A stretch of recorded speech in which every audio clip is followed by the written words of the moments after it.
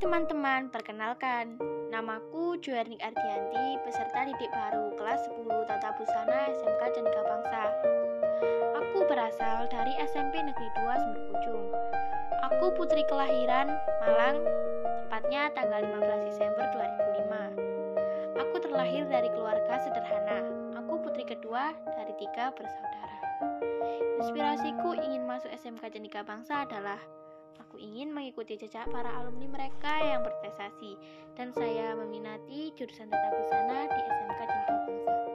Saya, Juernik Ardianti, siap menyukseskan kegiatan MPLS SMK Cendika Bangsa.